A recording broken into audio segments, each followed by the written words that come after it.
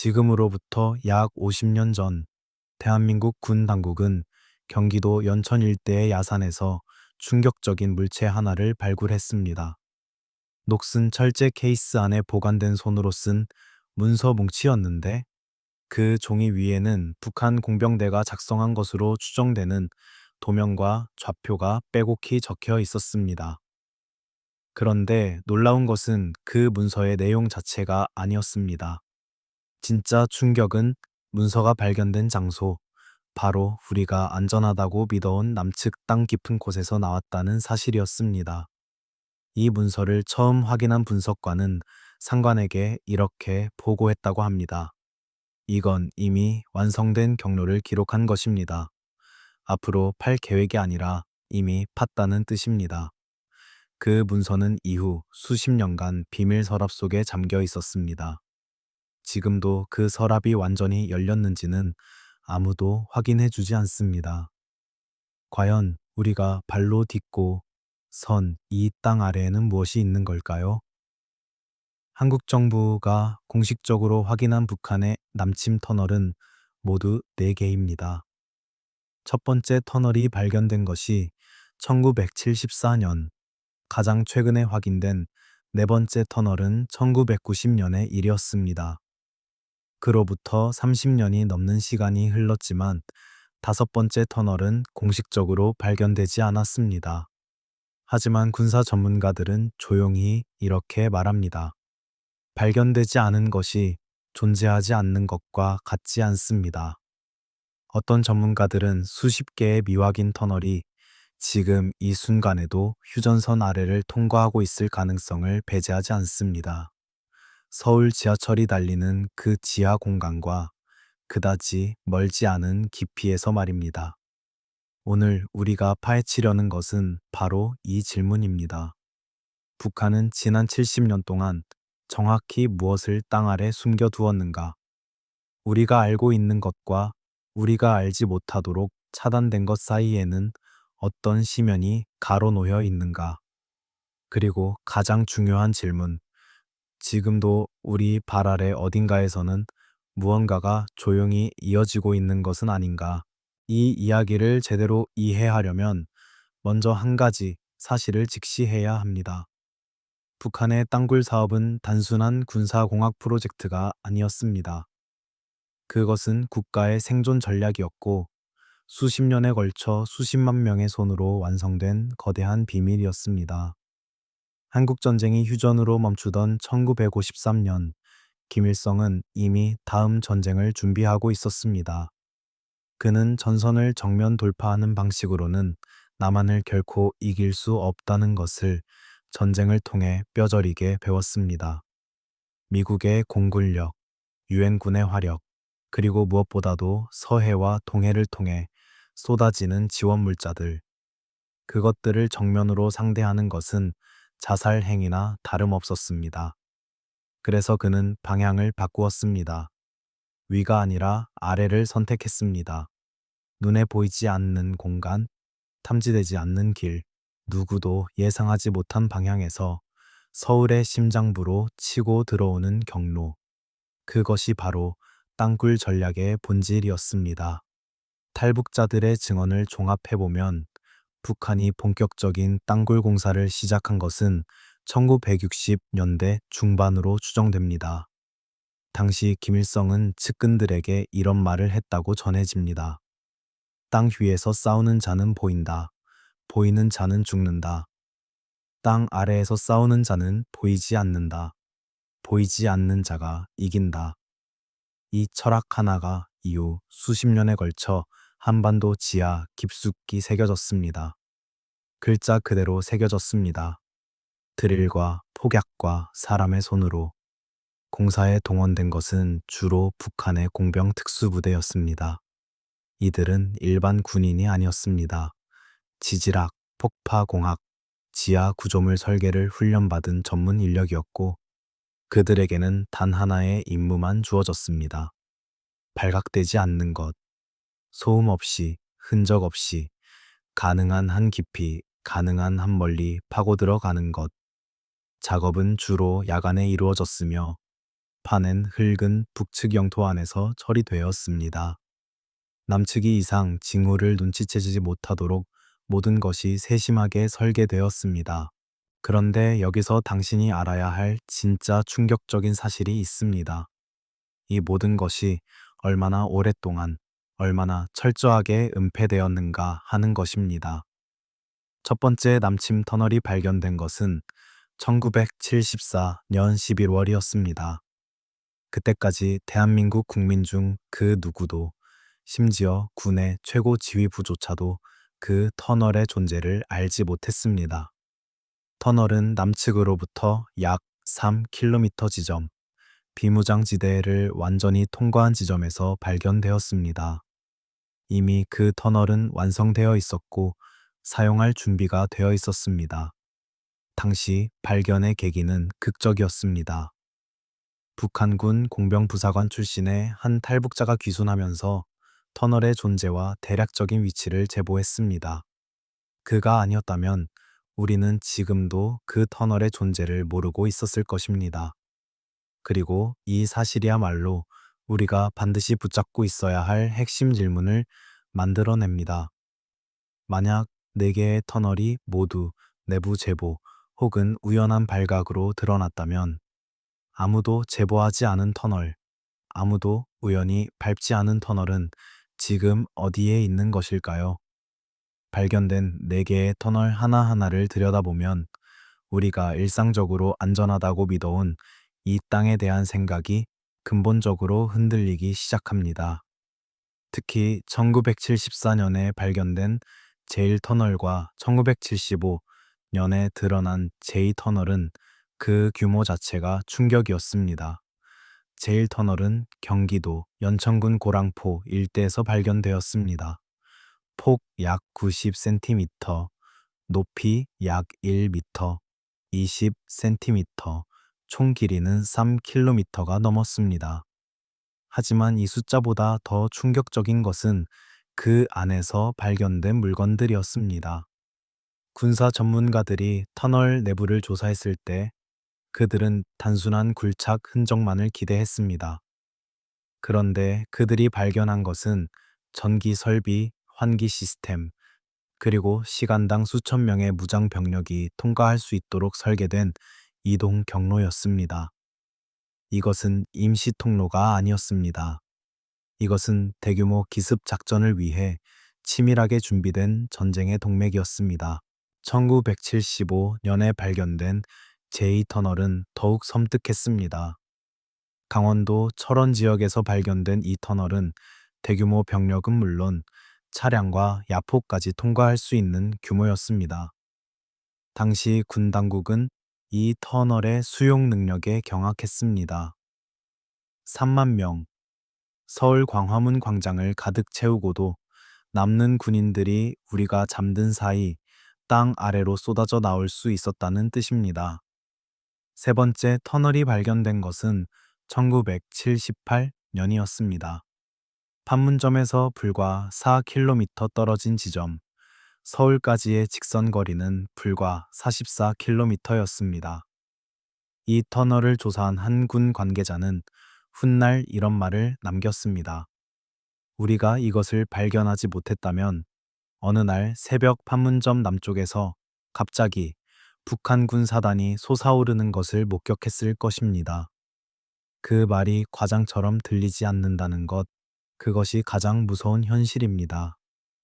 여기서 당신에게 반드시 전해야 할 이야기가 있습니다. 이 터널들을 직접 조사하고 분석한 전직정보 분석관의 증언인데 그는 은퇴 후에야 처음으로 이 말을 공개적으로 했습니다. 우리가 발견한 4개의 터널은 모두 비슷한 방식으로 발각되었습니다. 귀순자의 제보 혹은 지표면에서 감지된 이상 진동. 그런데 우리가 가장 두려워했던 것은 따로 있었습니다. 완벽하게 시공된 터널은 지표면에 아무런 진동도 아무런 흔적도 남기지 않습니다. 우리가 두려워했던 것은 발견된 터널이 아니라 너무 완벽해서 발견조차 되지 않은 터널이었습니다. 이 증언이 의미하는 것을 이해하셨나요? 우리가 발견한 4개의 터널은 어쩌면 기술적으로 가장 조악한, 가장 실수가 많았던 터널들일 수 있습니다. 그들이 가장 정성을 들인, 가장 잘 만든 터널은 아직 우리 손에 잡히지 않았을 수도 있습니다. 그리고 여기, 바로 이 지점에서 우리가 오늘 파헤쳐야 할 가장 어두운 비밀이 시작됩니다. 지금부터 드리는 이야기는 공식 보고서에는 없는 내용입니다. 탈북자들의 증언, 전직군 관계자들의 비공개 발언, 그리고 수십 년간 공개되지 않은 문서 분석을 통해 조각조각 맞춰진 이야기입니다. 발견된 4개의 터널 외에 도대체 얼마나 많은 터널이 존재하는가, 그리고 그 터널들은 지금 어디까지 뻗어 있는가.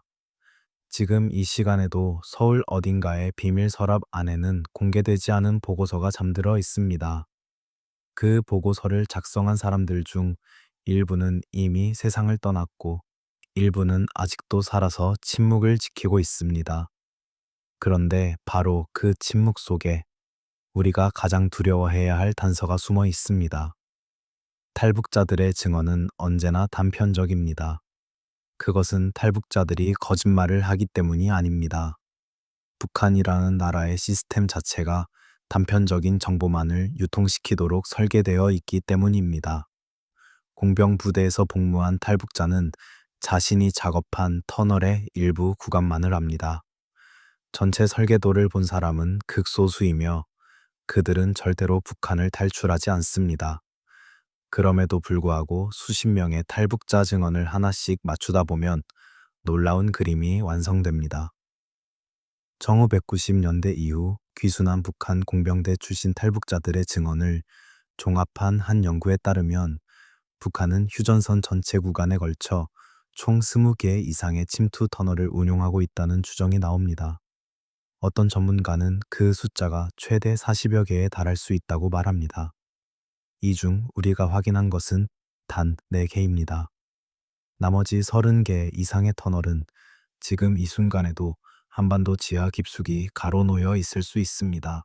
더욱 충격적인 것은 북한이 이 터널들을 지속적으로 유지하고 보수한다는 증언입니다. 한 탈북자는 이렇게 말했습니다. 터널 관리는 별도의 특수부대가 담당합니다. 그들은 공병대 안에서도 존재 자체가 알려지지 않은 비밀 부대입니다. 터널은 계절마다 점검을 받으며 지하수가 유입되거나 지반이 약해진 구간은 즉시 보강됩니다. 터널은 단 한 번 파고 끝나는 구조물이 아닙니다. 살아있는 유기체처럼 관리됩니다. 살아있는 유기체. 이 표현이 머릿속에서 쉽게 지워지지 않습니다. 우리가 지상에서 평화롭게 살아가는 동안 그 아래에서 또 다른 세계가 숨을 쉬고 있다는 뜻이니까요. 그런데 더 나아가서 이 미확인 터널들의 목적지가 어디인가를 생각하면 문제는 전혀 다른 차원으로 확장됩니다. 발견된 4개의 터널을 분석해보면 모두 서울을 향해 뻗어 있습니다. 경기 북부를 관통하고 가장 빠른 경로로 수도를 목표로 합니다. 군사 전략상 이것은 당연한 설계입니다. 서울이 무너지면 대한민국이 무너진다는 논리. 그렇다면 아직 발견되지 않은 터널들도 같은 방향을 향하고 있을 것입니다. 그리고 그 끝이 어디까지인가? 그것이 오늘 이 이야기의 가장 핵심적인 공포입니다. 서울 지하철 1호선이 달리는 지하 구간의 깊이는 평균 약 20m입니다. 남침 터널의 평균 깊이는 약 50m에서 70m 사이로 알려져 있습니다. 지하철 터널보다 훨씬 깊은 곳입니다. 이론적으로 남침 터널은 서울 지하철 노선 아래를 통과할 수 있습니다. 아무런 진동도, 아무런 소음도 없이 수백만 명의 서울 시민이 매일 그 위를 달리면서도 전혀 느끼지 못한 채로. 이것은 공상이 아닙니다. 이것은 수십 년간 군사 전문가들이 조용히 하지만 매우 진지하게 다루어온 시나리오입니다. 그리고 바로 이 지점에서 우리는 또 다른 더욱 불편한 질문과 마주하게 됩니다. 우리 정부는 이 가능성에 대해 얼마나 알고 있는가? 그리고 알고 있다면 왜 그 사실을 우리에게 완전히 공개하지 않는 것인가? 숨겨진 터널의 실체를 추적하다 보면 어느 순간 우리는 예상치 못한 방향으로 발길을 돌려야 합니다. 왜냐하면 이 이야기는 단순히 땅 아래 구멍에 관한 이야기가 아니기 때문입니다. 이것은 돈의 이야기이기도 합니다. 어마어마한 돈의 이야기. 1970년대부터 시작된 남침 터널 발견 이후 대한민국 정부는 대대적인 탐지 작전을 펼쳤습니다. 음향 탐지기, 지진파 분석, 시추 작업, 첨단 레이더 장비 도입. 이 모든 탐지 활동에 지금까지 투입된 예산을 정확히 공개된 숫자로 계산하는 것은 불가능합니다. 왜냐하면 그 예산의 상당 부분이 기밀 항목으로 처리되었기 때문입니다. 그러나 국방부의 공개 자료와 국회 국방위원회의 회의록 등을 토대로 추산해보면 터널 탐지 관련 사업에만 수천억 원이 투입되었다는 추정이 나옵니다. 수천억 원. 그런데 그 결과로 우리가 새로 발견한 터널은 단 하나도 없습니다. 1590년에 제사터널 발견 이후 30년이 넘는 시간 동안 다섯 번째 터널은 공식적으로 존재하지 않습니다. 이것은 탐지 기술의 성공을 의미하는 걸까요? 아니면 우리의 탐지 능력 자체에 한계가 있다는 것을 의미하는 걸까요? 군사 전문가들 사이에서는 이 질문에 대해 두 가지 상반된 시각이 존재합니다. 첫 번째 시각은 비교적 낙관적입니다.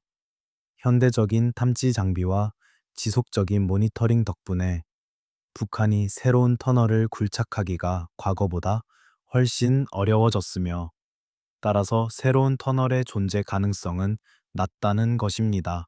두 번째 시각은 훨씬 불편합니다. 우리의 탐지 기술은 발전했지만 북한의 은폐 기술도 함께 발전했으며 오히려 초기에 발견된 4개의 터널은 기술적으로 미숙한 초기 작품이었고 그 이후 북한이 개발한 더 정교한 터널은 지금 우리의 탐지망을 완전히 벗어나 있을 수 있다는 것입니다. 더욱이 이 두 번째 시각을 지지하는 전문가들은 한 가지 불편한 수치를 제시합니다. 지금까지 발견된 4개의 터널 중 우리의 자체 탐지 기술로 발견한 것은 단 한 개도 없다는 사실입니다. 모두 귀순자의 제보나 우연한 발각이었습니다. 탐지 장비에 수천억 원을 썼지만 그 장비로 터널을 발견한 적이 단 한 번도 없다. 이 사실이 무엇을 의미하는지 당신은 이미 느끼고 있을 것입니다. 그리고 바로 여기서 이 막대한 예산의 행방에 대한 매우 불편한 질문이 시작됩니다. 수천억 원의 탐지 예산 중 실제로 장비와 기술에 투입된 것은 얼마이고 그 나머지가 어디로 흘러갔는지 묻는 목소리가 꾸준히 있었습니다. 국회 국방위원회 일부 의원들이 이 질문을 공개적으로 제기한 적이 있습니다. 그때마다 답변은 기밀이라는 두 글자로 막혔습니다. 기밀. 이 나라에서 그 두 글자는 너무나 편리하게 사용됩니다. 한 전직 국방부 관료는 오프 더 레코드로 이런 말을 했습니다. 터널 탐지 예산은 우리 국방 예산 중에서 가장 불투명하게 운용된 항목 중 하나입니다.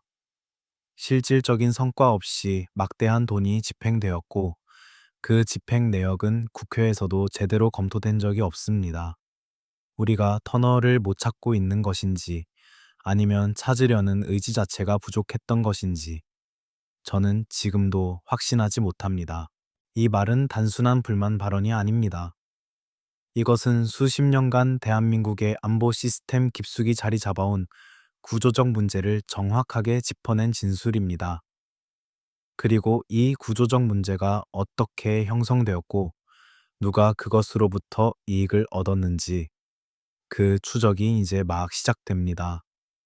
왜냐하면 터널을 발견하지 못한 것이 단순한 기술의 한계 때문인지 아니면 누군가가 발견되지 않기를 바랐기 때문인지 그 경계선이 생각보다 훨씬 희미하기 때문입니다. 어느 늦가을 밤, 한 남자가 서울 시내의 작은 식당 구석 자리에 앉아 오랫동안 소주잔만 들여다보고 있었습니다. 그는 22해 전 북한을 떠나온 전직 공병 부대원이었고, 그날 밤 처음으로 자신이 땅속에서 보낸 시간에 대해 입을 열기로 결심했습니다. 그는 말을 시작하기 전에 창밖을 한번 확인했고, 식당 문이 잘 닫혀 있는지를 2번 확인했습니다. 그리고 나서야 천천히 말문을 열었습니다. 제가 직접 판 터널이 있습니다. 그런데 그것은 지금 여러분이 알고 있는 그 4개의 터널과는 전혀 다른 위치에 있습니다.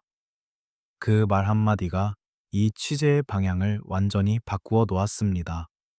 그리고 그가 이후 3시간 동안 털어놓은 이야기는 우리가 지금껏 알고 있던 땅굴의 세계가 얼마나 좁은 인식이었는지를 깨닫게 해 주었습니다.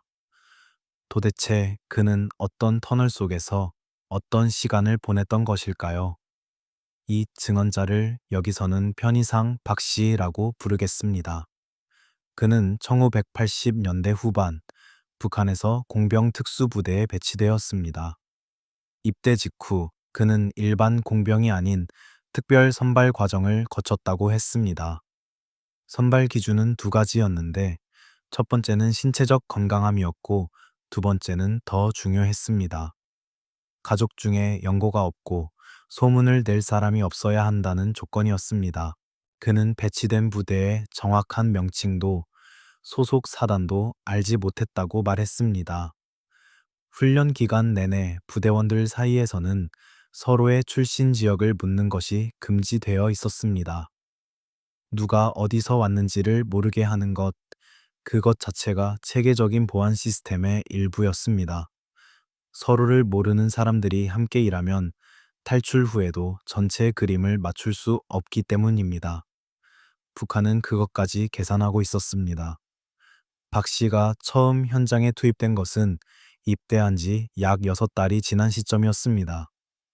그는 트럭 짐칸에 실려 이동했는데, 짐칸 안에는 창문이 없었고 이동 시간은 체감상 5시간에서 6시간 사이였다고 기억합니다.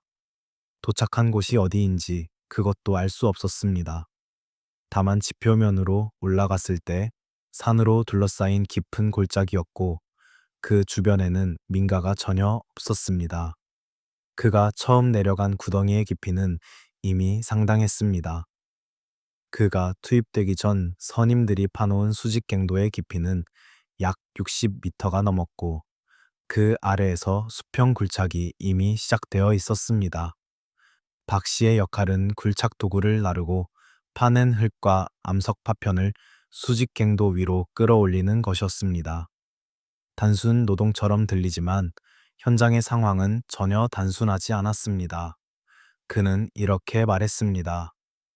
지하 60m 아래의 공기는 위와 완전히 다릅니다. 산소가 부족하고 습도가 극도로 높습니다. 폭약을 사용한 직후에는 화약 연기와 암석 분진이 뒤섞여서 수미터 앞도 보이지 않습니다. 마스크는 가끔 지급되었지만 대부분의 시간은 맨얼굴로 일했습니다. 부대원들 중 상당수가 몇 달 만에 심한 기침을 달고 살았습니다. 하지만 누구도 치료를 요청하지 않았습니다. 아프다고 말하면 그것은 곧 다른 의미가 될 수 있었으니까요. 다른 의미. 그가 직접 그 단어를 설명하지는 않았습니다. 하지만 그 표현 속에 담긴 공포가 무엇인지 우리는 짐작할 수 있었습니다. 박 씨의 증언에서 특히 주목해야 할 부분이 있었습니다. 그가 작업한 구간이 이미 알려진 4개의 터널 중 어느 것과도 방향이나 위치가 일치하지 않는다는 점이었습니다. 그가 묘사한 지형적 특징과 이동 방향을 종합해보면 그가 작업한 터널은 경기 동부 혹은 강원도 북부 방면으로 뻗어 있는 미확인 구간이었을 가능성이 높습니다. 이 부분을 확인하기 위해 저희는 전직군 정보 분석 전문가에게 박 씨의 증언을 검토해달라고 요청했고, 그 전문가는 신중한 어조로 이렇게 말했습니다. 이 증언이 사실이라면 우리가 탐지 작업을 집중해온 지역과는 상당히 다른 축에 해당합니다. 이것은 우리의 탐지 전략 자체가 처음부터 특정 방향에 편향되어 있었을 가능성을 시사합니다. 탐지 전략의 편향. 이 말이 의미하는 바는 매우 묵직합니다. 우리가 찾고 있는 곳이 처음부터 틀린 곳이었을 수 있다는 것이니까요. 박 씨는 그 부대에서 약 3년을 복무했습니다. 그리고 그 3년 동안 그가 확인한 것은 자신이 작업한 터널 구간뿐이었습니다. 그 터널이 최종적으로 어디까지 뻗었는지 그것은 그도 알지 못했습니다. 그가 마지막으로 땅속에서 나온 날, 그는 이 일을 아무에게도 말해서는 안 된다는 서약서에 서명을 해야 했습니다. 서명을 거부하면 어떻게 되는지는 묻지 않아도 알 수 있는 분위기였습니다. 20여 년이 지나 서울의 작은 식당에서 소주잔을 들여다보며 그는 마침내 그 서약을 깼습니다. 그의 눈빛에는 두려움과 해방감이 동시에 담겨 있었습니다. 취재를 마치고 식당을 나서면서 저는 한 가지 생각을 지울 수가 없었습니다. 박 씨처럼 증언하기로 결심한 사람이 있다면 아직 결심하지 못한 사람은 얼마나 더 많은 것일까요? 그리고 그들이 알고 있는 터널의 이야기는 또 얼마나 더 깊은 곳까지 이어지는 것일까요? 군사 보안 분야에서 20년 넘게 일했던 한 전직 관료의 사무실 책상 위에는 언제나 낡은 만년필 하나가 놓여 있었습니다. 그는 그 만년필을 단 한 번도 교체하지 않았습니다. 이 만년필로 서명한 보고서가 수백 장입니다. 그 보고서들은 지금 어디에 있는지 모르겠습니다. 라고 그는 말했습니다. 그 수백 장의 보고서 중에는 터널과 관련된 내용이 상당수 포함되어 있었습니다. 그런데 그 보고서들의 상당 부분은 어느 시점부터 상부로 올라간 뒤 다시는 아래로 내려오지 않았습니다. 담당자가 후속 조치를 물으면 검토 중이라는 답변이 돌아왔고 그 검토는 영원히 끝나지 않았습니다. 마치 처음부터 그 보고서들이 존재하지 않았던 것처럼. 도대체 그 보고서들은 어디로 간 것이며 그것이 담고 있던 진실은 무엇이었을까요? 이 이야기를 이해하기 위해서는 먼저 한국 군사 보안 체계의 특수한 구조를 살펴볼 필요가 있습니다. 터널 관련 정보는 대한민국 정부 내에서도 극도로 제한적으로 유통됩니다. 국방부 전체가 이 정보에 접근할 수 있는 것이 아니라 특정 라인의 극소수 인원만이 전체의 그림을 볼 수 있도록 시스템이 설계되어 있습니다. 이것은 보안상 당연한 조치처럼 보이지만 동시에 매우 위험한 구조적 특성을 내포하고 있습니다. 정보가 소수에게만 집중되면 그 정보에 대한 외부 검증이 불가능해집니다. 무엇이 사실이고 무엇이 과장이며 무엇이 누락되었는지를 확인할 방법이 없어집니다. 그리고 더 심각한 것은 그 소수의 판단이 잘못되었을 때 이를 교정할 수 있는 메커니즘이 작동하지 않는다는 것입니다. 이것이 바로 그 전직 관료가 자신의 보고서들이 소리 없이 사라지는 것을 경험했을 때의 맥락이었습니다. 그 전직 관료, 편의상 이 씨라고 부르겠습니다. 그는 1990년대 중반부터 2000년대 초반까지 터널 탐지 관련 업무를 담당했습니다. 그 기간 동안 그의 팀이 작성한 보고서에는 기존에 알려지지 않은 지점에서의 지하 이상, 진동 감지 기록이 포함되어 있었습니다. 단순한 지진파가 아니라 주기성과 방향성이 있는 진동, 즉 인위적인 굴착 가능성을 배제할 수 없는 신호들이었습니다. 이 씨의 팀은 이 신호들에 대해 추가적인 시추 조사와 정밀 분석을 요청하는 보고서를 작성했습니다. 상부로 보고서가 올라간 것이 1998년이었습니다. 그런데 그 보고서에 대한 회신은 단 한 줄이었습니다. 해당 사안은 상위 채널에서 다루기로 함. 그것이 전부였습니다. 이후 추가 조사는 진행되지 않았고 그 신호들이 감지된 지역에 대한 탐지 활동은 오히려 축소되었습니다. 이 씨는 이 결정에 의문을 가졌고 내부적으로 재검토를 요청했습니다. 그 과정에서 그는 매우 묘한 경험을 했습니다. 원래 자신이 작성하고 상부에 제출했던 보고서의 사본을 내부 문서 시스템에서 조회했을 때 그 보고서의 일부 내용이 달라져 있었습니다. 이상 진동 감지 내용이 자연적 지형 변화에 의한 진동으로 최종 판정이라는 결론으로 수정되어 있었고, 추가 조사 요청 부분은 삭제되어 있었습니다. 그는 이 사실을 상관에게 보고했습니다. 상관의 반응은 단호했습니다. 자네가 잘못 기억하는 것일 수 있네. 원본 문서는 하나뿐이고 그것이 여기 있네. 그것으로 대화는 끝났습니다. 이 씨가 이 이야기를 공개적으로 꺼낸 것은 은퇴하고 한참 지난 뒤의 일이었습니다. 그는 인터뷰 도중 한 가지를 거듭 강조했습니다.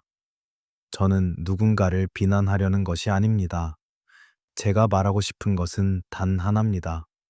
우리의 탐지 시스템이 기술적으로 한계가 있는 것인지, 아니면 어떤 구조적인 이유로 인해 특정 신호들이 의도적으로 묻히고 있는 것인지, 그것을 외부에서 검증할 방법이 지금 이 나라에는 없다는 것입니다. 여기서 우리는 잠시 멈추어야 합니다. 이 증언은 음모론이 아닙니다. 이것은 보안 시스템의 불투명성이 어떻게 자체적인 맹점을 만들어내는가에 대한 구체적인 사례 진술입니다. 의도적인 은폐였든 시스템의 구조적 실패였든 결과는 동일합니다. 우리가 알아야 할 정보가 우리에게 오지 않았다는 것, 그리고 바로 이 지점에서 또 하나의 불편한 문서 이야기가 이어집니다. 이것은 공식 내부 문서가 아니라 한 연구자가 정보 공개 청구를 통해 입수한 국회 비공개 회의록의 부분 발췌문에 관한 이야기입니다. 그 회의록에는 이런 내용이 담겨 있었습니다. 당시 국방위 소속 한 의원이 군 당국에게 질문했습니다. 현재까지 탐지 활동을 통해 발견한 신규 터널의 수가 공식적으로는 없다고 되어 있는데, 그렇다면 탐지 장비에 감지된 이상 신호의 총 건수는 얼마입니까? 군 관계자의 답변은 역시 기밀이었습니다.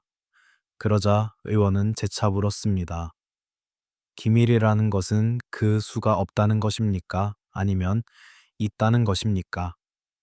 기록상 그 질문에 대한 답변은 존재하지 않습니다. 회의록에는 그 대목에서 잠시 정회라는 표기만이 남아 있습니다. 잠시 정회. 그 세 글자 뒤에 숨어 있는 것이 무엇인지 우리는 지금도 알 수 없습니다. 그리고 바로 이 문서의 공백이 오늘 이야기의 핵심적인 빈칸입니다. 우리가 알 수 없도록 설계된 빈칸. 그렇다면 이 빈칸을 채우기 위해 북한 스스로가 흘린 단서들이 있다면 여러분은 그 단서를 믿으시겠습니까? 이 취재를 진행하는 내내 저를 따라다닌 이야기가 하나 있습니다. 지금으로부터 수십 년 전 어느 강원도 상암 마을의 한 노인이 자신이 살던 집 마당에 이상한 현상을 목격했다는 이야기입니다.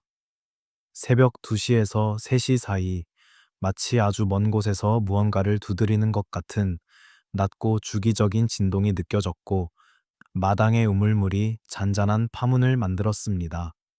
노인은 이것을 귀신 이야기라고 생각했고 동네 사람들에게 이야기했지만 아무도 대수롭지 않게 여겼습니다. 그런데 수십 년이 지난 뒤 그 마을로부터 불과 몇 킬로미터 떨어진 산속에서 군 당국의 정기 시추 조사 중 이상 경질층이 발견되었습니다.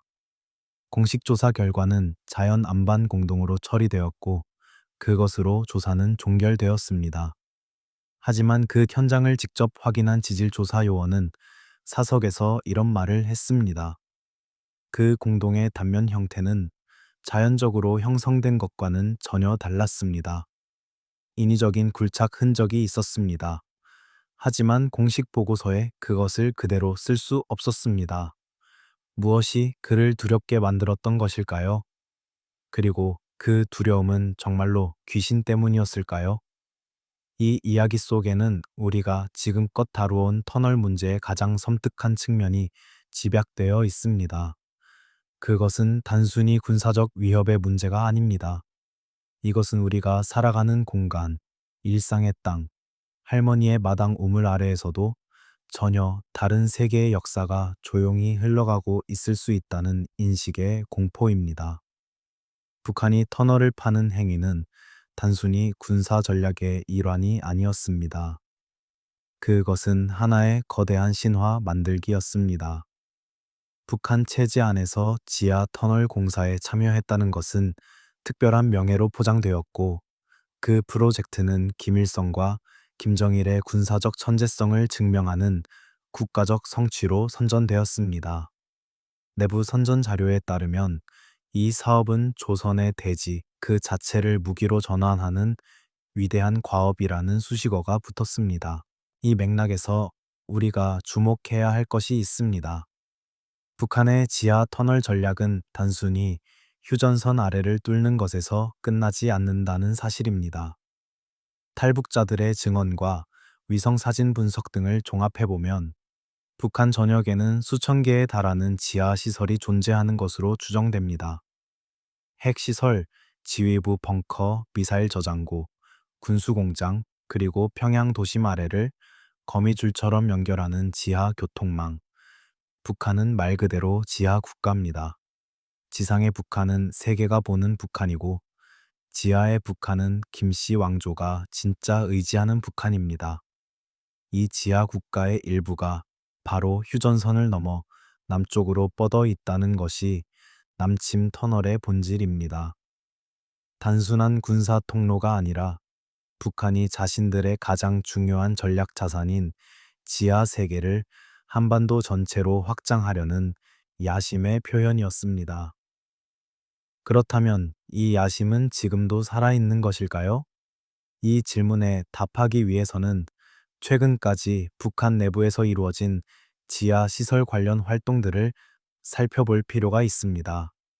위성 사진 분석 전문기관들의 보고서를 보면 평양 인근과 주요 군사기지 주변에서 꾸준히 지하 굴착으로 추정되는 지형 변화가 관측되고 있습니다. 흙더미가 쌓이고 사라지는 패턴, 대형 차량의 이동, 그리고 특정 구역에서의 열화상 이상 신호들.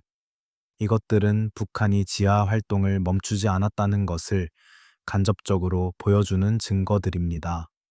더 직접적인 증언도 있습니다. 비교적 최근에 귀순한 한 탈북자는 자신이 군 복무 중이던 2000년대에도 지하 공사 관련 특수부대가 활발하게 운용되고 있었음을 확인해 주었습니다. 그는 그 부대를 직접 본 것은 아니었지만 자신의 연대 내에서 특정 인원들이 갑자기 특수 임무로 차출되어 사라졌다가 몇 달 뒤에 돌아오는 패턴을 반복적으로 목격했다고 증언했습니다. 그들이 어디서 무엇을 하다 왔는지 아무도 묻지 않았고 그들도 아무 말을 하지 않았습니다. 이 패턴은 앞서 박 씨가 묘사한 1980년대의 운용 방식과 놀랍도록 유사합니다. 20년이 넘는 시간, 차이가 있음에도 불구하고 시스템은 그대로 유지되고 있었습니다. 비밀은 제도화되었고 침묵은 구조화되었습니다. 이제 이 이야기의 가장 현실적인 지점으로 돌아가 보겠습니다. 만약 미확인 터널이 실제로 존재하고 그것이 서울 방향으로 뻗어 있다면 오늘날의 수도권 지하 환경에서 그것은 어떤 의미를 가지는 것일까요? 서울은 지난 수십 년 동안 지하 공간 개발을 극적으로 확대해 왔습니다. 지하철 노선은 9호선의 수도권 광역 노선까지 포함하면 수백 킬로미터에 달하고 그 위에 지하 쇼핑몰, 지하 도로, 대심도 터널 등이 복잡하게 얽혀 있습니다. 서울 지하는 이미 그 자체로 하나의 복잡한 도시입니다. 군사공학 전문가들은 이 상황이 매우 아이러니한 측면을 가진다고 말합니다. 서울의 지하 개발이 확대될수록 역설적으로 지하 공간에 이상 징후를 포착하기가 더 어려워진다는 것입니다. 지하철 진동, 공사 소음, 지하수 흐름의 인위적 변화, 이 모든 도시적 소음들이 자연적인 지진파나 인위적인 굴착 신호를 탐지하는 데 있어 거대한 방해 요소로 작용합니다. 한 지구 물리학 전문가는 이렇게 표현했습니다. 서울 지하는 신호가 너무 많아서 오히려 가장 중요한 신호를 찾기 어려운 환경이 되었습니다. 마치 시끄러운 시장 한복판에서 누군가가 낮은 목소리로 속삭이는 것을 들어야 하는 것처럼 이 표현이 마음에서 쉽게 떠나지 않습니다. 매일 수백만 명이 오가는 서울의 지하철 환경, 그 소란스럽고 활기찬 일상의 소음 속에서 아무도 듣지 못하는 속삭임이 이어지고 있을 수 있다는 생각, 그리고 그 속삭임의 정체를 우리가 영영 확인하지 못할 수도 있다는 가능성. 취재 막바지에 저는 한 가지 사실을 다시 한번 확인했습니다. 대한민국 국방부는 현재까지 공식 확인된 남침 터널이 4개라는 입장을 변함없이 유지하고 있습니다. 공식 기관이 할 수 있는 가장 책임감 있는 말입니다. 하지만 그것은 동시에 발견된 것만을 말하는 것이기도 합니다. 발견되지 않은 것에 대해 공식 기관은 말할 수 없습니다. 그 침묵의 영역, 공식 발표와 실제 현실 사이의 그 깊고 어두운 틈새를 우리는 어떻게 직면해야 하는 것일까요? 이 질문은 단순히 안보 전문가들의 영역에 머물러서는 안 됩니다. 이것은 우리 모두가 가져야 할 질문입니다. 우리가 발 딛고 선 이 땅 아래에 대해 우리가 알 권리, 그리고 그것을 알기 위해 우리가 요구할 수 있는 것들에 대한 질문. 여러분은 지금 이 순간 자신이 살고 있는 도시의 지하재에 대해 충분히 알고 있다고 생각하십니까? 국가정보원 내부 문서 분류 체계에는 공식적으로 존재하지 않는 등급이 하나 있습니다. 정부 기관 공식 문서에도, 국호의 정보의 보고 목록에도, 어느 공개된 지침서에도 그 이름은 나오지 않습니다. 그런데 수십 년간 이 분야에 종사한 복수의 전직 관계자들이 같은 단어를 사용합니다. 봉인 분류, 정식 기밀 해제 절차가 존재하지 않는, 즉 처음부터 열릴 것을 전제하지 않고 닫힌 서류들. 그 중에는 특정 탐지 지점에서 수집된 지하 이상 신호 보고서, 수십 건의 탈북자 증언 요약본, 그리고 가장 주목할 만한 것으로 일부 전문가들이 미확인 터널 분포 추정 도면이라 부르는 문서가 포함되어 있다고 합니다. 이 도면의 존재 자체가 공식적으로 확인된 바는 없습니다. 하지만 적어도 3명의 서로 다른 전직 관계자가 서로를 모르는 상태에서 그 도면의 존재를 독립적으로 언급했습니다. 3명이 같은 거짓말을 꾸며낼 이유는 없습니다. 그렇다면 그 도면이 담고 있는 선들은 정확히 어디를 향하고 있는 것일까요? 이 봉인된 문서들의 이야기를 추적하면 우리는 자연스럽게 하나의 불편한 구조와 마주하게 됩니다. 대한민국의 안보 체계 안에서 터널 관련 정보는 언제나 특별한 방식으로 처리되었습니다. 단순히 비밀로 분류된 것이 아니라 특정 방향으로만 흐를 수 있도록 채널 자체가 설계된 것입니다. 1990년대 후반 국회 국방위원회의 한 의원실이 터널 탐지 관련 예산 사용 내역에 대한 자료를 요청했습니다. 돌아온 답변은 방대한 분량의 문서였습니다. 하지만 의원실 보좌관들이 그 문서를 검토했을 때 발견한 것은 문서의 실질적인 내용이 담긴 페이지들이 보안 규정에 의거, 해당 부분은 비공개라는 도장으로 덮여 있다는 사실이었습니다. 비유하자면 목차는 잇도에 본문이 없는 책이었습니다. 더 놀라운 것은 그 이후의 전개였습니다. 해당 의원실이 비공개 처리된 부분에 대해 이의를 제기하자 담당 부처는 공식 서한을 통해 이렇게 답변했습니다. 요청하신 부분은 대한민국 군사기밀보호법 해당 조항에 따라 공개가 불가능하며 이와 관련한 추가적인 정보 공개 요청은 수용하기 어렵습니다. 그리고 그 서한의 마지막 문장이 있었습니다. 해당 사안에 대한 국회 차원의 추가 조사는 적절한 절차를 통해 진행되어야 합니다. 적절한 절차. 그것이 무엇인지는 서한 어디에도 설명되어 있지 않았습니다. 이것은 단순한 관료주의적 답변이 아닙니다. 이것은 정보 차단이 제도적으로 어떻게 작동하는가를 보여주는 교과서적 사례입니다. 알려지지 않아야 할 것을 알려지지 않은 채로 유지하는 가장 효과적인 방법은 폭력이 아닙니다. 절차입니다. 합법적인 절차에 외피를 두른 침묵. 이 맥락에서 특별히 주목해야 할 사건이 있습니다. 1996년에 있었던 일입니다. 당시 민간지질연구소 소속의 한 연구팀이 경기 북부 지역에서 지하 탄성파 탐사 작업을 수행하던 중 예상치 못한 이상 반응을 포착했습니다. 자연 지층과는 다른 패턴의 반사파가 특정 구간에서 반복적으로 감지되었고, 연구팀은 이것이 지하에 인위적으로 형성된 공동일 가능성이 있다는 내용의 보고서 초안을 작성했습니다.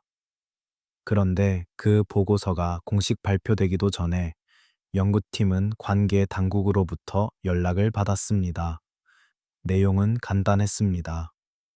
해당 탐사 결과는 군사 보안 사안과 관련될 수 있으므로 외부 공개 전에 관계 기관의 검토를 받아야 한다는 것이었습니다. 연구팀은 검토를 위해 자료를 제출했습니다.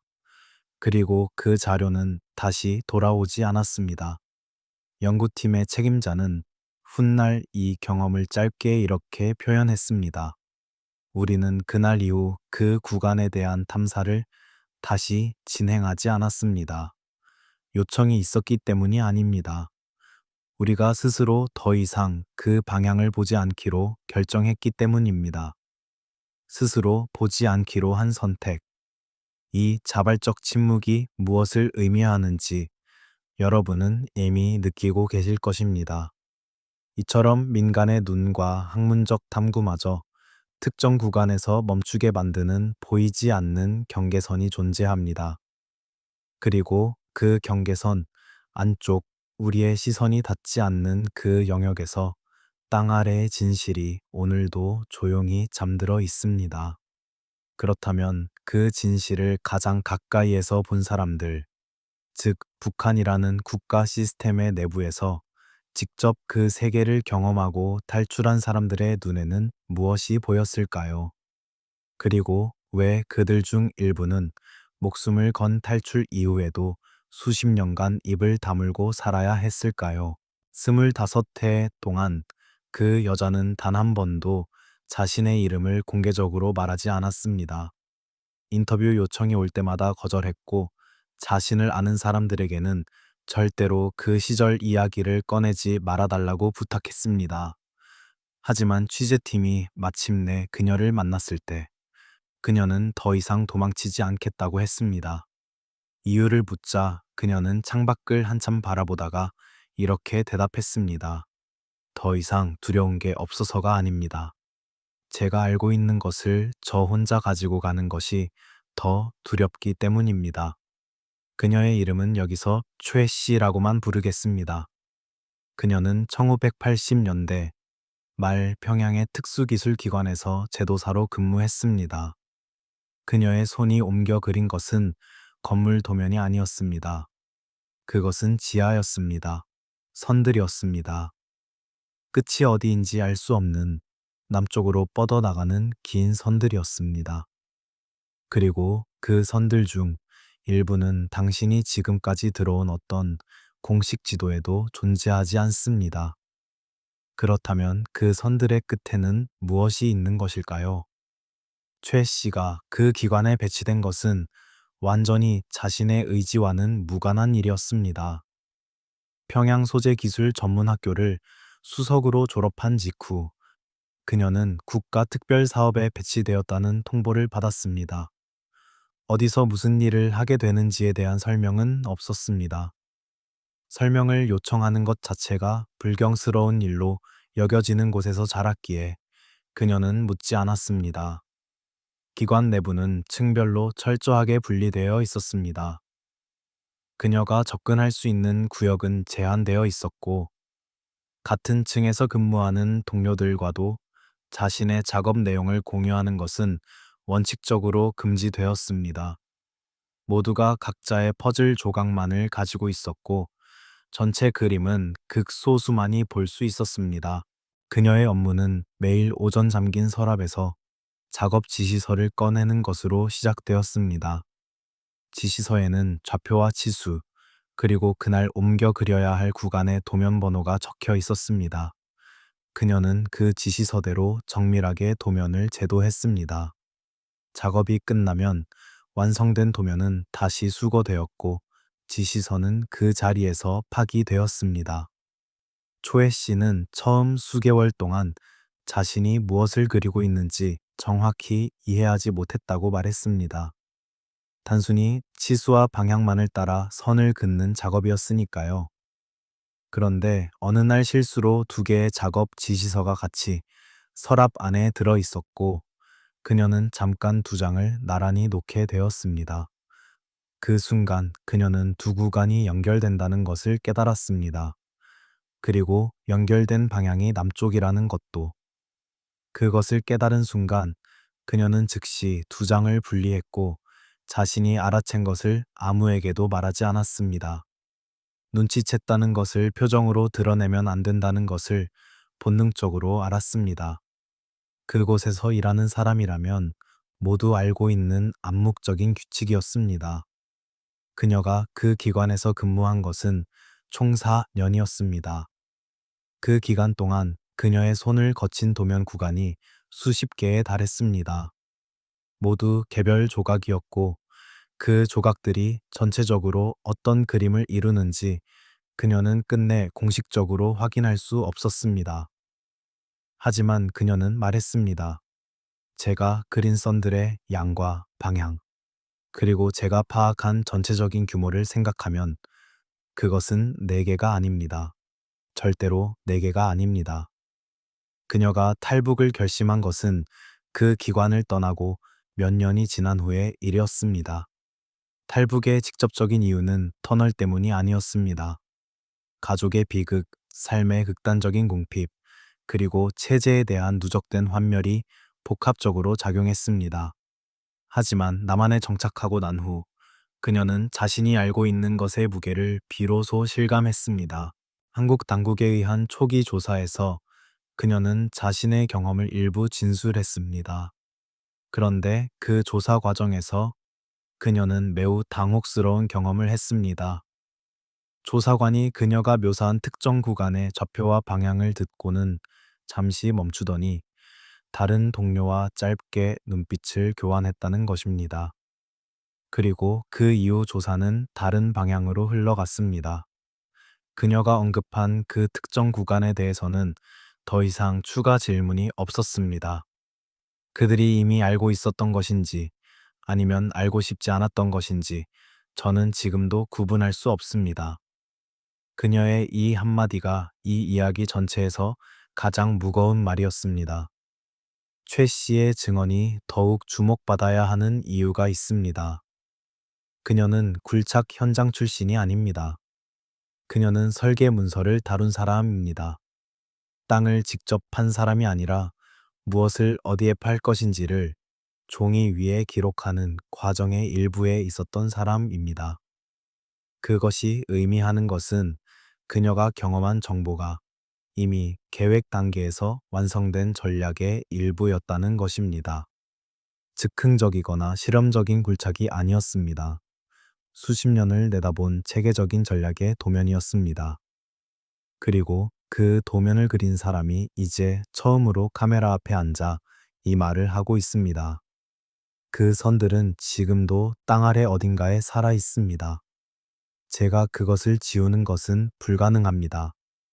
하지만 적어도 그것이 존재한다는 사실만큼은 더 이상 저 혼자 알고 있어서는 안 된다고 생각했습니다. 25해의 침묵이 끝난 자리에 남은 것은 무엇일까요? 그리고 그녀가 그린 그 선들의 끝에서 지금 이 순간 무슨 일이 벌어지고 있는 것일까요? 우리가 결코 그 선들의 끝을 확인할 수 없다면 우리는 그것과 함께 어떻게 살아가야 하는 것일까요? 새벽 3시에 서울 지하철 2호선 종합운동장역 인근 구간을 달리는 심야 점검 열차 안에 앉아 있다고 상상해 보십시오.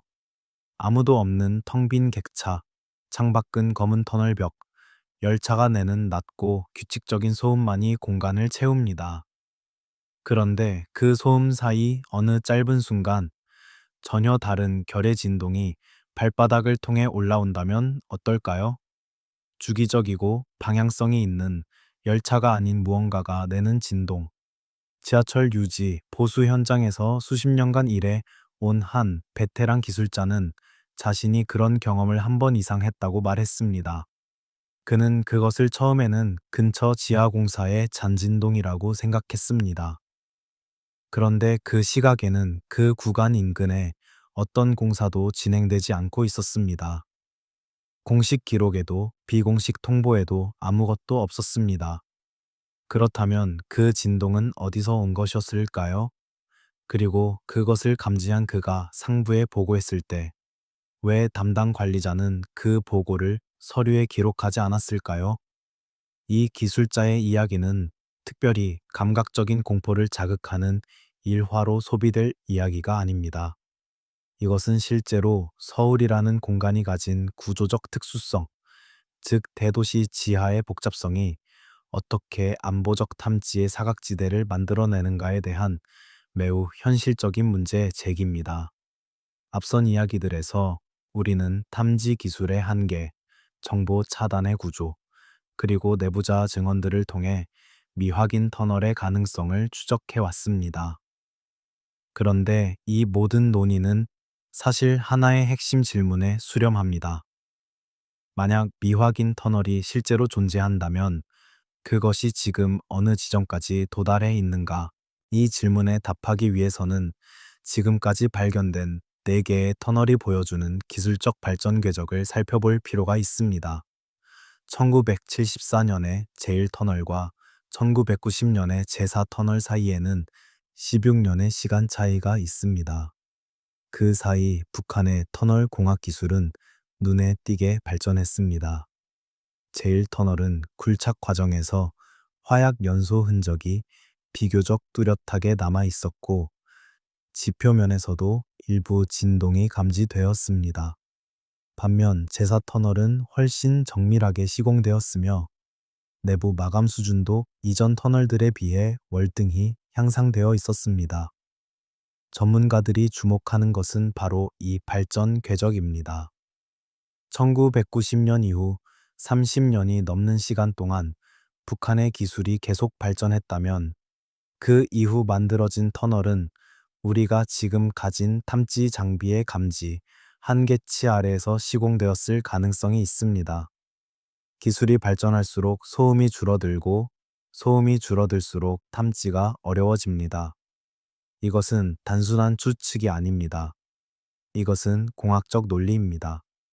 여기에 더해 북한이 활용할 수 있었던 외부 기술 유입 경로에 대해서도 이야기해야 합니다. 냉전이 끝난 이후 구소련 붕괴 과정에서 수많은 군사 기술자들이 경제적 어려움으로 인해 자신의 기술을 외부에 제공하는 사례들이 있었습니다. 그중 일부가 북한으로 흘러 들어갔을 가능성은 여러 보고서에서 지적된 바 있습니다. 특히 지하 구조물 관련 소련 군사공학 기술은 당시 세계 최고 수준이었고 그것이 북한의 땅굴 기술 고도화에 기여했을 가능성은 결코 작지 않습니다. 이 맥락에서 한 국제 군사 연구기관이 2000년대 초반 발표한 보고서의 내용이 다시 주목됩니다. 그 보고서는 북한의 지하 시설 기술 수준을 분석하면서 이런 결론을 내렸습니다. 현재 북한이 보유한 것으로 추정되는 지하 굴착 기술은 최소한 지표면으로부터의 음향 및 진동 탐지를 효과적으로 회피할 수 있는 수준에 도달했을 가능성이 있다. 가능성이 있다 라는 신중한 표현이지만 국제 연구기관이 공식 보고서에서 이 표현을 쓴다는 것 자체가 말해주는 것이 있습니다. 이제 서울 이야기로 돌아오겠습니다.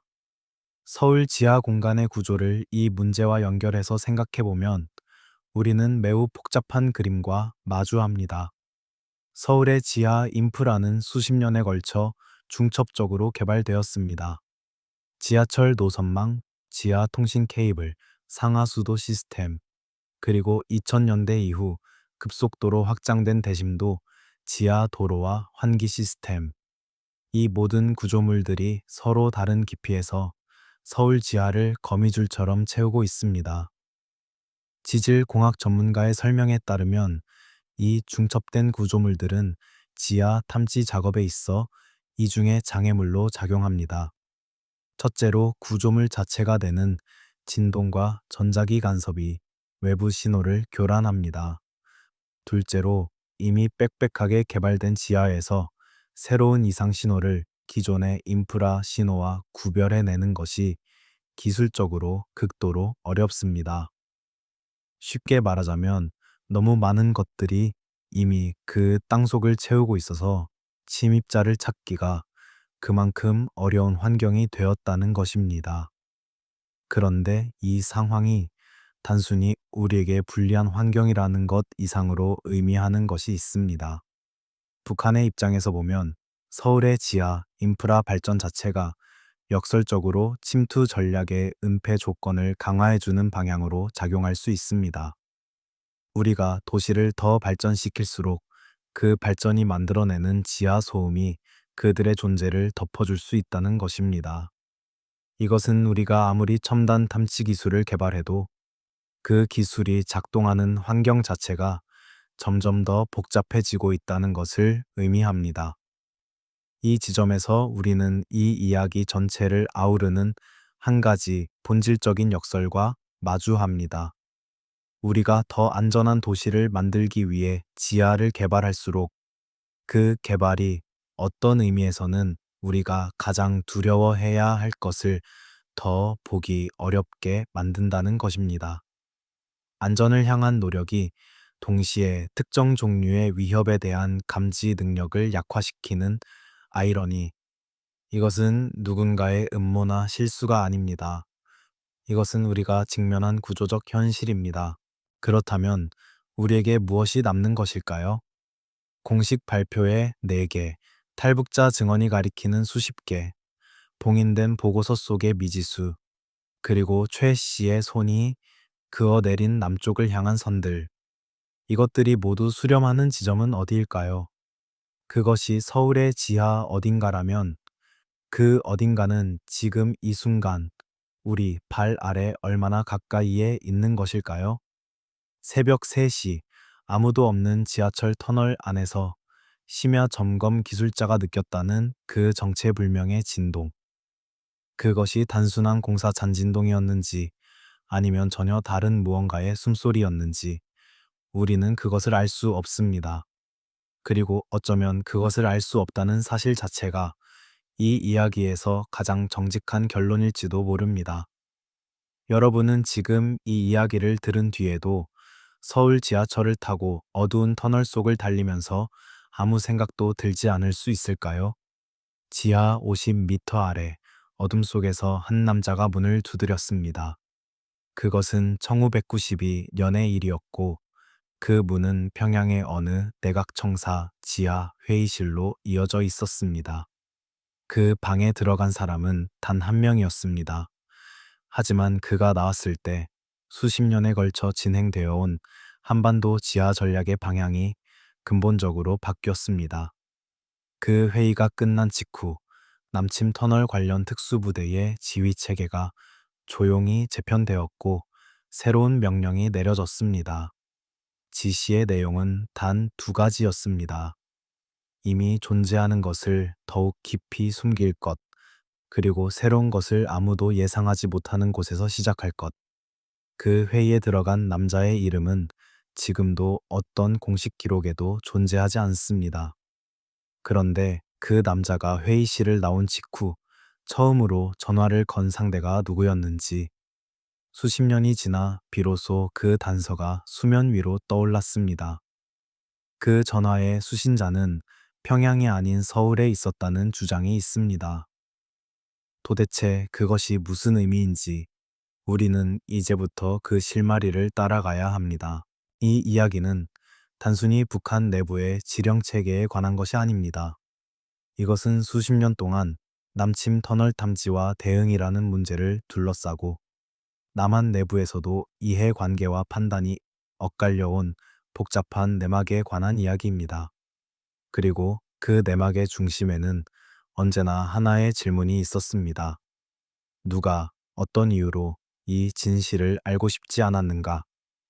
탈북자 최 씨가 조사 과정에서 경험한 그 눈빛 교환, 이 씨의 보고서가 수정되어 돌아온 것, 민간 연구팀의 탐사 자료가 회수된 후 침묵으로 이어진 것, 이 모든 사건들을 하나씩 따로 보면 각각의 설명이 가능합니다. 보안 절차의 문제, 행정적 실수, 과잉 기밀 처리. 하지만 이것들을 하나의 선 위에 놓고 보면 전혀 다른 그림이 그려집니다.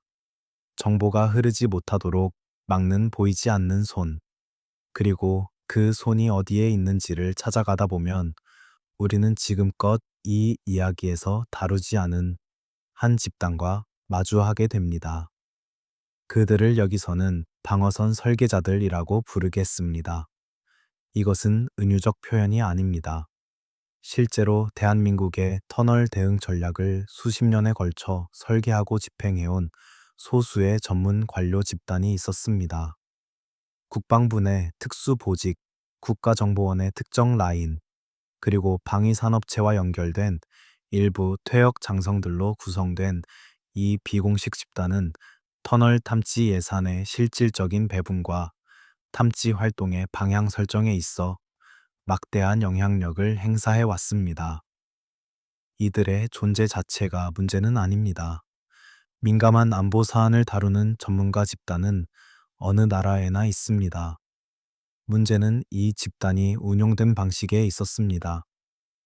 구체적으로 말하자면 터널 탐지 사업이 실질적인 탐지 성과보다 사업 자체의 지속성을 우선시하는 방향으로 운용되었다는 의혹이 꾸준히 제기되어 왔습니다. 탐지 장비를 수입하고 시추 작업을 발주하고 분석 용역을 집행하는 모든 과정에서 이 집단과 연결된 업체들이 반복적으로 계약을 수주했다는 것입니다. 이것이 사실이라면 의미하는 바는 매우 무겁습니다. 터널을 찾는 것이 목표가 아니라 터널을 찾는 듯한 활동이 목표가 될 때 발생하는 결과가 있습니다. 탐지에 성공하면 사업이 종결되지만 탐지에 실패하면 사업이 계속됩니다. 이 구조 안에서 누군가의 이해관계는 터널이 발견되지 않는 쪽으로 정렬됩니다. 냉혹하게 말하면 우리 발 아래의 그 어둠이 그들의 사업을 유지시켜주는 것입니다. 이 의혹을 처음으로 내부적으로 제기한 것은 2000년대 초반 국회 국방위원회에 배속된 한 보좌관이었습니다. 그는 터널 탐지 관련 예산 집행 내역을 분석하다가 매우 이상한 패턴을 발견했습니다. 탐지 활동이 가장 활발하게 이루어진 구역과 이상 신호가 가장 많이 감지된 구역이 일치하지 않았습니다. 탐지 장비가 가장 집중적으로 투입된 구역은 오히려 이미 발견된 터널의 주변, 즉 위협 가능성이 낮은 곳이었습니다. 반면 탈북자 증언이 가리키는 미확인 구역들에 대한 탐지 예산은 상대적으로 극히 미미했습니다. 그는 이 분석을 상관에게 보고했고 상관은 그것을 국방위원장에게 전달했습니다. 그 이후 그 보좌관은 다른 상임위로 전보되었습니다. 본인의 희망 여부와는 관계없이 이 이야기가 우리에게 요구하는 것은 음모론적 분노가 아닙니다. 이것이 요구하는 것은 매우 냉정하고 구체적인 질문입니다. 대한민국은 정말로 이 땅 아래의 진실을 알기 위해 최선을 다해 왔는가? 그리고 만약 그렇지 않다면 그 구조적 실패의 책임은 누구에게 있으며 그 실패로 인해 우리가 지불해야 할 대가는 무엇인가? 여러분은 지금 이 순간 우리의 안보 시스템이 실질적인 탐지보다 탐지하는 적에 더 익숙해져 있었을 수도 있다는 가능성에 대해 어떻게 생각하십니까? 이제 이 이야기의 가장 어두운 지층으로 내려갈 시간입니다. 앞에서 우리는 탐지 예산의 불투명성과 방어선 설계자들의 구조적 문제를 살펴보았습니다. 하지만 그것보다 더 깊은 곳에 이 모든 침묵을 가능하게 만든 더 근본적인 배신이 있었습니다. 그리고 그 배신은 예상치 못한 방향에서 왔습니다. 1980년대 말 남침 터널 관련 정보를 전담하는 국군정보부서에서 오랫동안 근무해온 한 중령급 장교가 있었습니다. 편의상 그를 김 씨라고 부르겠습니다. 그는 터널 탐지 분야에서 10년 이상의 경력을 쌓은 전문가였고 내부적으로 가장 신뢰받는 분석관 중 한 명이었습니다. 그의 분석 보고서는 언제나 정확했고 그의 판단은 상부의 결정에 실질적인 영향을 미쳤습니다. 그런데 그와 수십 년간 함께 일했던 동료 한 명이 최근 처음으로 이 이야기를 꺼냈습니다. 자신도 은퇴한 지 오래되었고 이제 이것을 가슴에 안고 가기에는 너무 무겁다는 이유에서였습니다. 그 동료에 따르면 김 씨는 1990년대 중반 어느 시점부터 미묘하게 변했습니다. 보고서의 결론이 조금씩 달라지기 시작했고 이상 신호에 대한 해석이 이전보다 일관되게 낮은 위협 수준으로 조정되었습니다. 처음에는 단순히 신중해진 것이라고 생각했습니다. 전문가가 오래 일할수록 섣부른 결론을 경계하게 되는 것은 자연스러운 일이니까요. 하지만 결정적인 의심의 계기가 있었습니다. 동료가 김 씨와 함께 출장을 갔을 때의 일이었습니다. 호텔 방에서 밤늦게 김 씨가 내부 전용 통신망이 아닌 별도의 기기로 무언가를 타이핑하는 것을 목격했습니다. 순간적인 장면이었고 김 씨는 즉시 기기를 닫았습니다. 동료는 아무 말도 하지 않았습니다. 하지만 그 장면이 머릿속에서 지워지지 않았습니다. 이후 동료는 조심스럽게 김 씨의 행적을 관찰했습니다. 그가 주목한 것은 김 씨의 보고서와 실제 탐지 데이터 원본 사이의 미묘한 차이였습니다. 원본 데이터에는 특정 구간에서 반복적으로 감지된 이상 신호가 기록되어 있었습니다.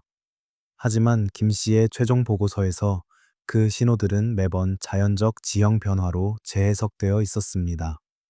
한 번이라면 판단의 문제일 수 있습니다. 두 번이라면 우연일 수 있습니다.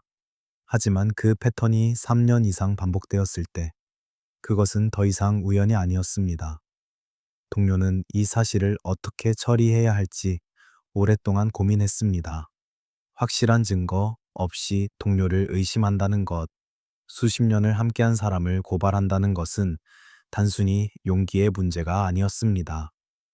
그것은 자신의 판단이 맞는지에 대한 끊임없는 자기 의심과의 싸움이었습니다. 결국 그가 이 사실을 공식 라인에 보고한 것은 그로부터 몇 년이 더 지난 후였습니다. 조사는 내부적으로 이루어졌고 그 결과는 지금도 공개되지 않았습니다. 다만 그 이후 김 씨가 조용히 특수보직에서 물러났고 이후의 행적은 어떤 공식 기록에도 남아있지 않다는 것만을 그 동료는 알고 있었습니다. 그런데 이 이야기에서 가장 충격적인 부분은 김 씨 개인의 배신이 아닙니다. 그것보다 더 무거운 것은 그 배신이 가능했던 구조입니다. 핵심 정보가 극소수에게 집중되고 그 정보에 대한 외부 검증이 원천적으로 차단된 시스템 안에서는 한 명의 내부자가 오랜 시간에 걸쳐 조용히 진실을 왜곡하는 것이 구조적으로 가능합니다. 감시의 부재, 검증의 부재, 그리고 신뢰라는 이름 아래 유지되는 폐쇄성. 이것들이 결합할 때 만들어지는 것이 바로 이런 침묵의 공모입니다. 김 씨가 무엇을 위해 그 일을 했는지, 그것이 돈 때문인지, 다른 무언가 때문인지는 지금도 알려져 있지 않습니다. 하지만 그가 수년에 걸쳐 만들어낸 정보의 왜곡이 우리의 탐지 전략에 얼마나 깊은 공백을 만들었는지는 이미 우리가 가진 정보만으로도 짐작할 수 있습니다. 이 배신의 이야기는 끝나지 않았습니다.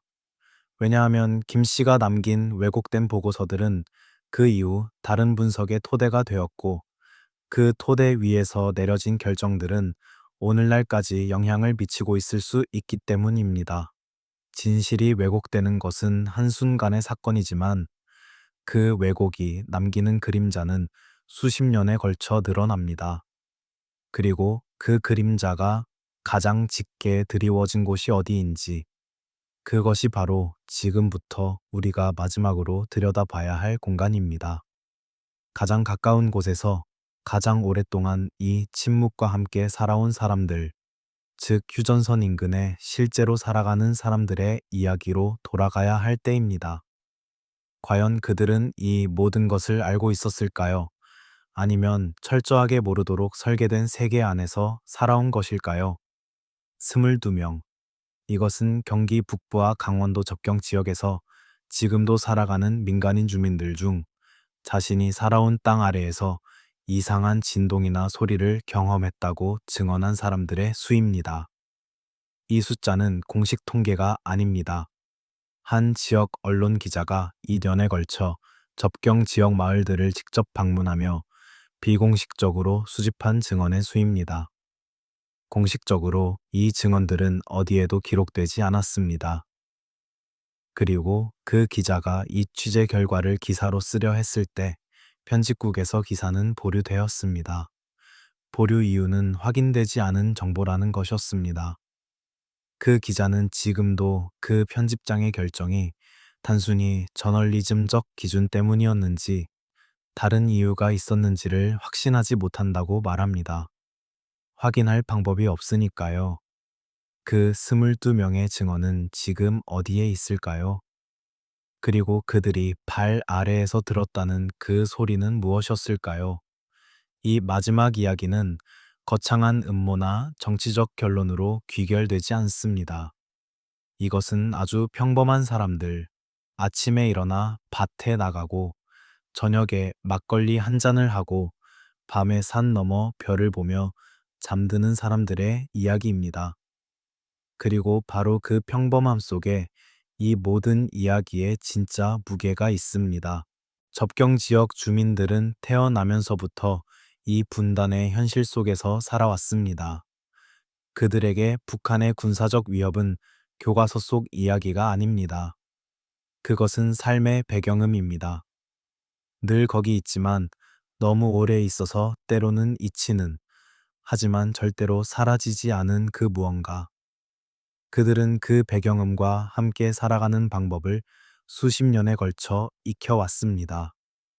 그런데 그 22명의 증언 속에는 공통적인 특징이 있었습니다. 그들이 이상한 진동을 느꼈다고 말하는 시간대는 대부분 새벽이었습니다. 새벽 1시에서 4시 사이. 그리고 그 진동은 불규칙하지 않았습니다. 주기성이 있었습니다. 마치 아주 먼 곳에서 규칙적인 강역으로 무언가를 두드리는 것 같은 느낌. 어떤 주민은 처음에 지하수 흐름 변화라고 생각했다고 했습니다. 어떤 주민은 두더지나 오소리 같은 동물의 지하 활동이라고 스스로 납득하려 했습니다. 하지만 수십 년을 그 땅에서 살아온 사람들은 알고 있었습니다. 그 느낌이 자연에서 오는 것이 아니라는 것을. 한 할머니는 이렇게 말했습니다. 젊었을 때부터 그 느낌이 가끔 있었어요. 근데 우리는 그것에 대해 이야기하지 않아요. 말해봐야 아무것도 달라지는 게 없으니까요. 그냥 그것과 함께 사는 거예요. 이 땅이 우리 땅이니까요. 이 할머니의 말이 이 이야기 전체에서 가장 단단한 문장이라고 생각합니다.